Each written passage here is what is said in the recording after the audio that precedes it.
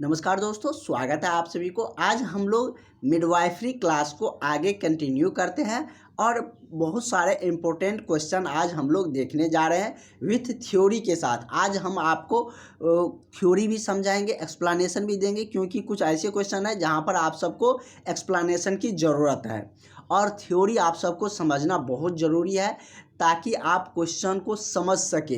क्योंकि रटने जाइएगा तो बहुत सारा क्वेश्चन, आपको बहुत क्वेश्चन पढ़ना है, तो कितना को रटिएगा। अगर समझे रहिएगा तो चीज़ें आपको ज़्यादा क्लियर रहते हैं और एग्ज़ाम के टाइम में आपको कन्फ्यूजन कम रहते हैं और आप सही आंसर करके आते हैं। क्योंकि एग्ज़ाम आप लोग दिए होंगे तो आपको पता होगा कि एग्ज़ाम में लगने लगता है कि इसका ए आंसर सही होगा या बी ए होगा, तो वो सब थ्योरी से ही क्लियर होते हैं। तो चलिए सारे कुछ को हम लोग क्लियर करते हैं आज, और आपको सारा क्वेश्चन भी एक एक करके एक्सप्लेनेशन के साथ समझाने जा रहे हैं। और आप लोग का बहाली भी लगातार आ रहे हैं, तो जो भी कैंडिडेट अभी तक क्लास नहीं ज्वाइन कर रहे हैं, नहीं किए हैं, तो वो सारे कैंडिडेट ज़रूर क्लास ज्वाइन कर लीजिए। क्योंकि अब किस बात का इंतज़ार कर रहे हैं आप लोग। आप लोगों का क्लासेस छूट रहा है, ज़्यादा समय आप लोगों को बिल्कुल भी नहीं मिलेगा। रेलवे वाला जो फॉर्म भरे थे उनका एग्ज़ाम डेट बहुत सारे पोस्ट का आ चुका है, तो आप लोग का भी आएंगे। अगर रीओपन होते हैं तो उसकी जानकारी हम आपको बता देंगे।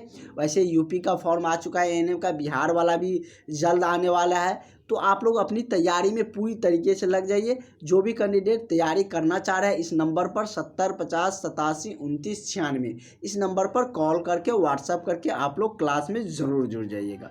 तो चलिए आज का हमारा क्वेश्चन कह रहा है कि निम्न में से क्या कह रहा है कि निम्न में से कौन से गर्भ निरोधक साधन के फेल हो जाने से एपिटोपिक प्रेगनेंसी हो सकते हैं। एपिटोपिक जो प्रेगनेंसी है वो किस गर्भ निरोधक साधन को फेल हो जाने पर होते हैं। अब तो आपको ये पता होना चाहिए कि गर्भ निरोधक साधन होता कौन कौन सा है। जैसे यहाँ पर दिया है आईयूडी, उसके बाद है कॉन्डोम, उसके बाद है माला एन, उसके बाद है सेफ पीरियड मेथड। तो ये सब क्या है? ये सारे क्या है? तो गर्भ निरोधक साधन है। लेकिन आपसे पूछ रहा है कि एपिटोपिक प्रेगनेंसी किस गर्भ निरोधक के फेल होने पर होते हैं, तो इसके बारे में जानते हैं हम लोग। वैसे आईयूडी के फेल हो जाने पर होते हैं, और आईयूडी जब फेल हो जाते हैं, क्योंकि सबसे गर्भ निरोधक में अगर सबसे कह सकते हैं कि अच्छा माना जाता है तो वो आईयूडी को माना जाता है। जैसे कॉन्डम सम है तो वो सबसे मतलब गर्भ निरोधक कभी कभी नहीं भी उससे मतलब कि हो पाता है, लेकिन आईयूडी एक कह सकते हैं कि एक मतलब फिक्सेबल हो जाता है गर्भ निरोधक के लिए। तो चलिए इसके बारे में जान लेते हैं। उसके बाद चैडविक साइन है कि एक गर्भवती महिला में चैडविक साइन कब उपस्थित होते हैं, इसके बारे में भी हम लोग जानेंगे। पहले हम लोग आईयूडी के बारे में जान लेते हैं। वैसे हम आपको बता चुके हैं, जो भी कैंडिडेट पहले से क्लास कर रहे हैं उसको आईयूडी वाला थ्योरी का नोट्स भी मिल चुका है। वैसे आज हम यहाँ पर क्वेश्चन आए हैं तो बता देते हैं आपको आईयूडी के बारे में। जैसे कि हमने आपको बताए थे, ये आपको व्हाइट कलर का जो दिख रहा है ये क्या है? आईयूडी प्रवेशन है। इसी को आईयूडी बोले जाते हैं, जो कि सेट किया हुआ है मतलब कि गर्भधारण को रोकने के लिए। इसके बारे में हम लोग पूरी डिटेल्स में जानते हैं। अब आप लोग फिगर में देख लिए कि मतलब वजीना के माध्यम से अंदर में उसको सेट किया गया, टी शेप में होते हैं, जो कि गर्भाशय में इसको डाला जाता है। ये मतलब कि इसके बारे में डिटेल्स में जान लेते हैं। फिगर में आप लोग समझ गए क्या है, तो यहाँ पर हम आपको पूरी डिटेल्स में बता देते हैं। क्या होता है कि गर्भाशयी युक्त इन आईयूडी का मतलब आई से मतलब क्या होता है? इंट्रा, यू से मतलब होता है यूट्राइन, डी से मतलब होता है डिवाइस। क्या है? एक इंट्रा यूट्राइन डिवाइस आईयूडी का फुल फॉर्म हो गया। और ये गर्भधारण को रोकने वाला एक उपकरण है। क्या है? गर्भधारण को रोकने वाला एक उपकरण है। यह छोटा अक्सर टी शेप में, मतलब कि अक्सर टी शेप में, उसको आपने देखे थे कि टी शेप में था, तो अक्सर छोटा और टी शेप में होता है, जिसे महिलाओं के गर्भाशय में डाला जाता है। और ये युक्तियाँ डॉक्टर या अनुभवी नर्सों के द्वारा योनि मार्ग से गर्भाशय में लगाया जाता है। जब आप लोग जॉब में 4-5 साल जॉब कर लीजिएगा तो इन सब के लिए आप लोगों को भी अनुभव हो जाएंगे। ये सब वर्क आप लोग भी कर सकते हैं। ये गर्भ निरोधक के रोकने के लिए है। जैसे कि कॉन्डम भी गर्भ निरोधक के रोकने का ही साधन है, लेकिन इन सब में उतना इफेक्टिवली होता नहीं है। कभी कभी कॉन्डम यूज करने पर भी गर्भधारण हो जाते हैं, लेकिन आईयूडी में ऐसा है नहीं। कॉन्डम जैसे अन्य गर्भ निरोधक साधनों के विपरीत आईयूडी क्या है, तो यौन संचारण और संक्रमण, मतलब कि दोनों को आईयूडी यौन संक्रमण को नहीं रोकता है, लेकिन कॉन्डम संक्रमण को भी रोकता है, लेकिन आईयूडी गर्भ निरोधक को रोकता है। और इसके बारे में हम लोग पूरी डिटेल्स में समझ लिए विथ फिगर के साथ। अब हम लोग क्वेश्चन पे आते हैं। आप लोग आईयूडी के बारे में पूरी तरीके से समझिए, अब कोई कन्फ्यूजन आप लोगों को नहीं होंगे। तो क्वेश्चन में वही कह रहा था कि गर्भ निरोधक साधन फेल हो जाने पर इपिटोपिक प्रेगनेंसी जो होता है वो आईयूडी का गर्भ निरोधक फेल हो जाने पर एपिटोपिक प्रेगनेंसी है वो हो सकती है। तो इसका करेक्ट आंसर आपका ऑप्शन नंबर ए हो जाएगा। अगला क्वेश्चन कह रहा है कि एक गर्भवती महिला में चैडविक्स साइन, एन यहाँ पर साइलेंट है, चैडविक्स साइन कब उपस्थित होता है। तो एक गर्भवती महिला में चैडविक साइन कब उपस्थित होता है, जैसे कि यहाँ पर दिया है निषेचन के तुरंत बाद, या गर्भाशय के 6ठे सप्ताह पर, या ओवम क्या दिया है कि ओवम आरोपण के तुरंत बाद। तो ये कब होते हैं, तो ये आपका होता है गर्भाशय के 6ठे सप्ताह पर। चैडविक साइन क्या होता है इसके बारे में भी हम लोग जान लेते हैं, क्योंकि ये मतलब कि एक थ्योरी दिया गया है चैडविक के द्वारा। तो ये क्वेश्चन बहुत इंपॉर्टेंट हो जाते हैं, तो इसके बारे में हम लोग को जानना भी ज़रूरी है। बहुत बीविया क्वेश्चन है, चैडविक साइन के बारे में हम लोग समझ लेते हैं। पहले क्वेश्चन के लिए चिंता मत करिए, क्वेश्चन होगा बहुत। साइन क्या है, चैडविक संकेत या साइन कहिए, मतलब साइन हिंदी में संकेत बोलते हैं उसको। चैडविक संकेत प्रारंभिक गर्भ अवस्था का एक लक्षण है। क्या है, चैडविक जी के द्वारा ये मतलब कि खोजा गया होगा, इसका पता लगाया गया होगा, तो इसी के नाम पर उसको दे दिया गया है चैडविक साइन या चैडविक संकेत। आरंभिक गर्भ अवस्था के लक्षण है, जिसमें क्या होते हैं, तो जिसमें आपका गर्भाशय ग्रीवा, योनि और योनि का नीला रंग दिखाई देता है। अगर आपसे पूछा जाए कि योनि का नीला रंग कब दिखाई देता है, किस कारण से, तो चैडविक साइन की मतलब ये संकेत इसके अंतर्गत मतलब कि हम पता चल पाता है कि योनि का नीला रंग दिखाई पड़ना चैडविक साइन का मतलब कि क्या है, संकेत है, जिससे कि आरंभिक गर्भ अवस्था का क्या है, लक्षण भी है। यदि आप गर्भ अवस्था के अन्य लक्षणों के साथ साथ इस परिवर्तन को देखते हैं तो ये सब मतलब कि चैडविक साइन से रिलेटेड थे, कि मतलब कि इसमें क्या होता है कि गर्भाशय ग्रीवा, योनि और योनि का नीला रंग दिखाई पड़ना। तो इसका आंसर हम लोग जान चुके थे कि मतलब कि ये कब होता है, तो गर्भ अवस्था के 6ठे सप्ताह पर ये मतलब कि चैडविक साइन उपस्थित हो जाता है, जिसमें कि गर्भाशय ग्रीवा और योनि का जो रंग है वो नीला दिखाई पड़ने लगता है। ठीक है, तो ये हम लोग समझ गए।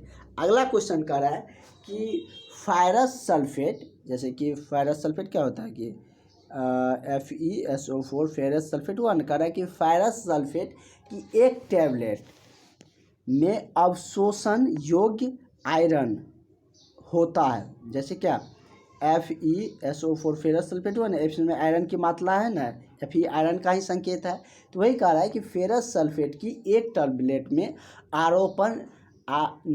अवशोषण योग्य जो आयरन होती है वो कितना होता है, 10 मिलीग्राम या 15 मिलीग्राम या 60 मिलीग्राम या 100 मिलीग्राम। तो ये कितना होते हैं, तो उसमें 15 मिलीग्राम होते हैं। कितना होते हैं, तो जो फेरस सल्फेट की एक टैबलेट होती है उसमें जो अवशोषण योग्य आयरन की मात्रा होती है वो 15 मिलीग्राम होता है। कितना होता है, 15 मिलीग्राम। तो करेक्ट आंसर आपका ऑप्शन नंबर बी हो जाएगा। नेक्स्ट क्वेश्चन हम लोग देखते हैं। अगला कह रहा है कि सोनोग्राफी के दौरान स्नो स्टॉर्म अपीयरेंस देखे जाते हैं। सोनो स्टोर जो अपीयरेंस है, मतलब जो दिखाई देते हैं, वो कब देखे जाते हैं? सोनोग्राफी के दौरान, एक्टोपिक प्रेगनेंसी के दौरान, या हाइडेटिक डिफॉर्म मोल के दौरान, या मल्टीपल प्रेगनेंसी के दौरान, या पीली हाइड्रोमिनोस के दौरान। तो कब ये मतलब कि स्नो स्टॉर्म प्रेगनेंस जो अपीयरेंस है वो देखे जाते हैं? सोनोग्राफी के दौरान। तो ये देखा जाता है कब? तो हाइडेटी डिफॉर्म मोल के दौरान, मतलब कि स्नो स्टॉर्म देखे जाते हैं। तो करेक्ट आंसर आपका क्या हो जाएगा? ऑप्शन नंबर आपका बी इसका करेक्ट आंसर हो जाएगा। ठीक है, नेक्स्ट क्वेश्चन की तरफ हम लोग बढ़ते हैं। हमारा अगला क्वेश्चन क्या है कि ट्विंस केस में प्रथम बच्चे, ट्विंस आप लोग जानते हैं ना, मतलब कि जैसे कि बहुत ऐसे भी केस आएंगे, आप लोग जब जॉब पे जाइएगा या आप लोग को कभी देखे भी होंगे, जब बहुत सारे को ड्यूटी भी लगाया जाता है कॉलेज आवर में भी। तो मतलब कि जैसे कि जुड़वा बच्चा आप लोग कहते हैं उसको, मतलब हिंदी में जुड़वा बच्चा कह सकते हैं। तो ट्विंस के केस में जब दो बच्चे जन्म लेने वाले होते हैं, तो ट्विंस केस में कह रहे हैं कि प्रथम बच्चे की डिलीवरी के दौरान किए जाने वाले मैनेजमेंट में शामिल नहीं है। मतलब जब ट्विंस बच्चे केस, मतलब ट्विंस बच्चे जब जन्म लेंगे, दो जुड़वा बच्चे, तो ऐसा तो है नहीं कि मतलब कि दोनों एक ही बार जन्म ले लेंगे। हाँ, मतलब कि दोनों का बॉडी मतलब कि अटैच हो जाता है, क्योंकि आप लोग देखते होंगे बहुत सारा रील्स सब में, वीडियो सब में देख लेते होंगे कि दो मतलब कि बॉडी एक में ही अटैच रहती है। तो उस केस में हो सकते हैं, लेकिन जब दो बेबी एक जन्म लेते हैं तो पहले कोई लेगा उसके बाद दूसरा आएंगे।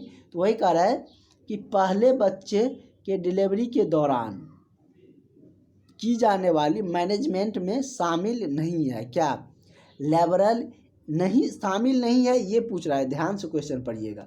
इसमें दिया है कि लेबरल इपिसिटोनिमी या प्रथम बच्चे के डिलीवरी के साथ आईवी इर्गोमेट्रिन, मतलब कि आईवी जो इर्गोमेट्रिन होते हैं वो दिए जाते हैं प्रथम डिलीवरी के बाद, या कॉर्ड क्लैंपिंग किया जाता है।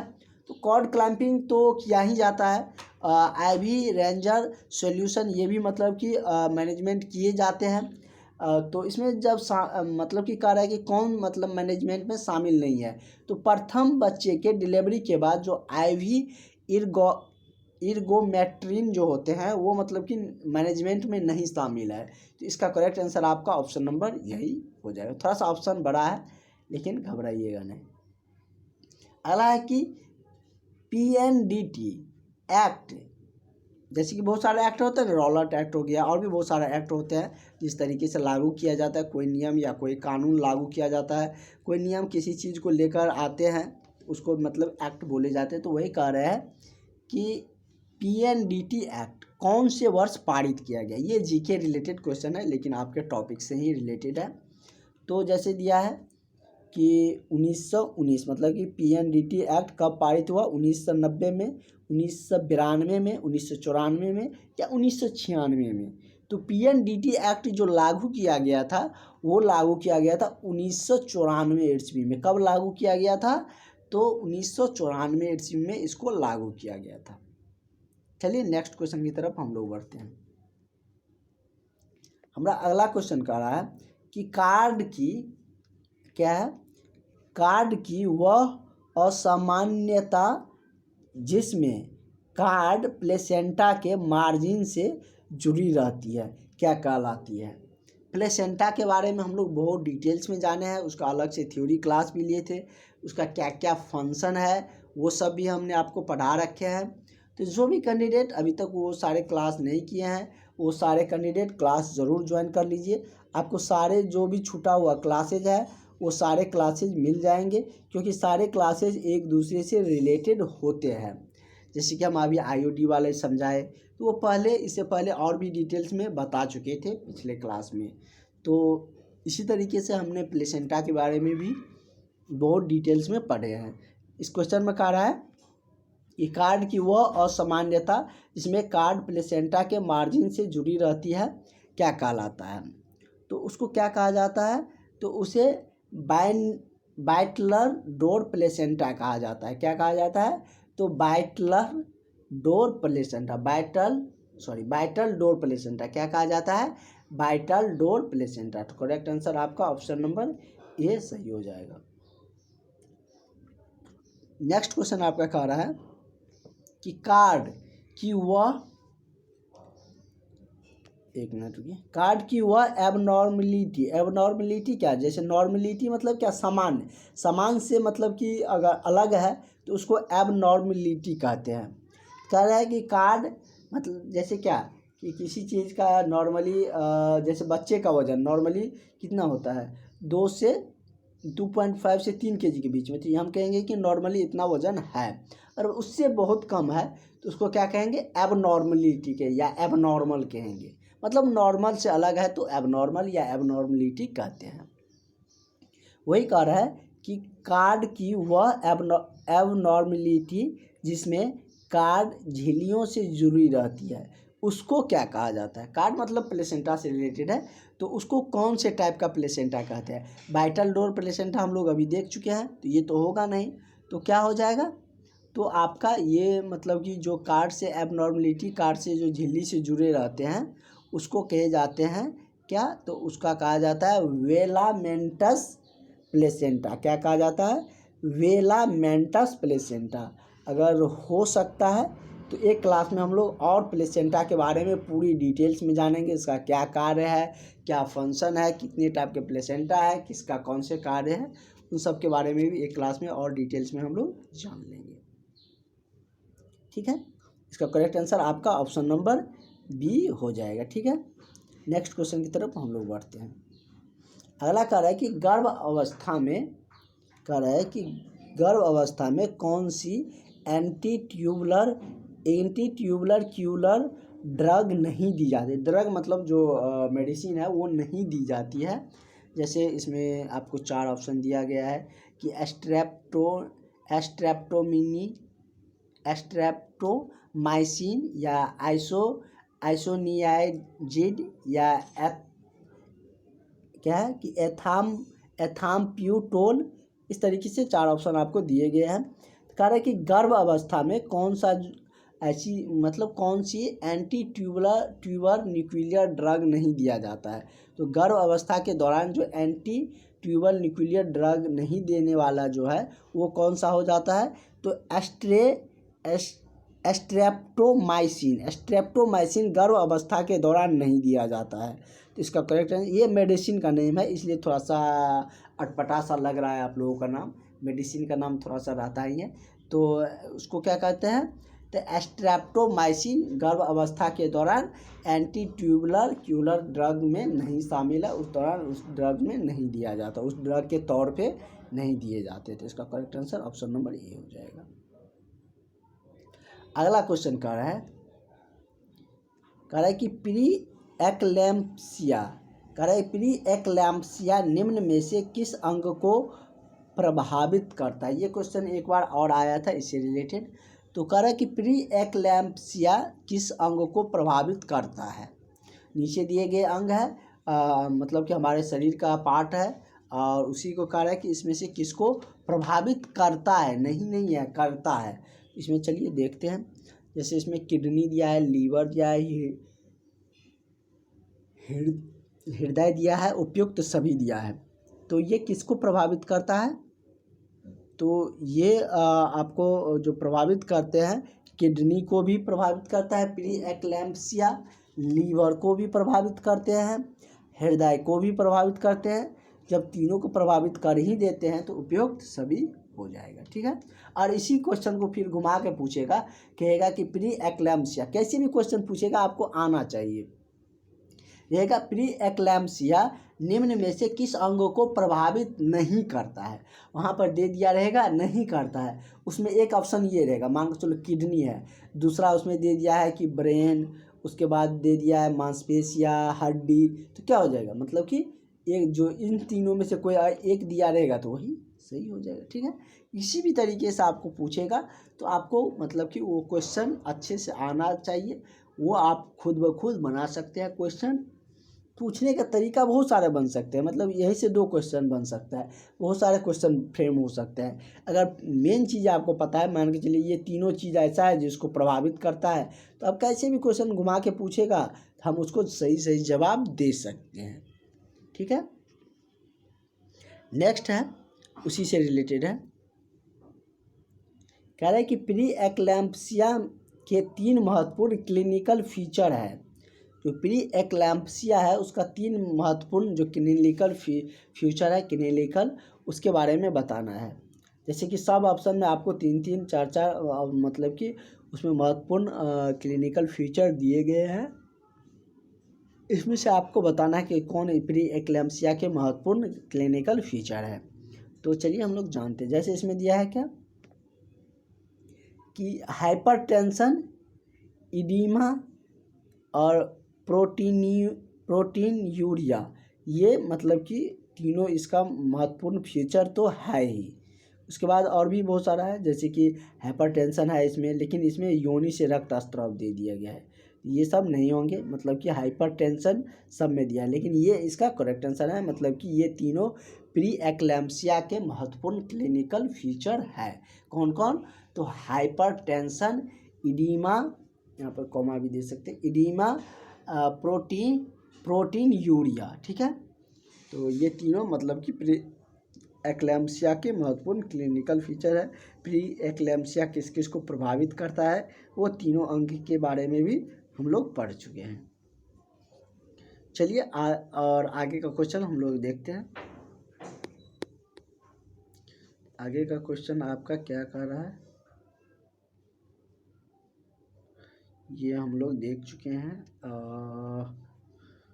आपका क्वेश्चन है कि ये हम लोग देखे थे, पिछले क्लास में देख चुके थे।